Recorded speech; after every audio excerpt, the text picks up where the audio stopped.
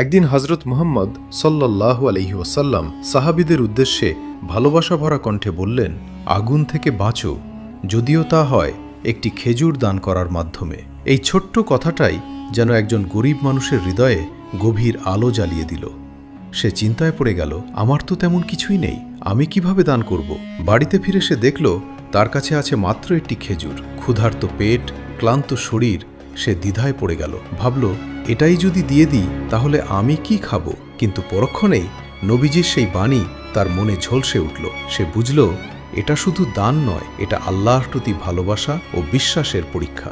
অবশেষে সে নিজের ক্ষুধাকে দমন করে সেই একমাত্র খেজুরটি তার থেকেও বেশি অভাবী একজন মানুষকে দান করে দিল। সেই রাতে সে নিজে না খেয়েই ঘুমিয়ে পড়ল। কিন্তু আশ্চর্যের বিষয়, তার অন্তর ছিল পরিপূর্ণ শান্তিতে ভরা।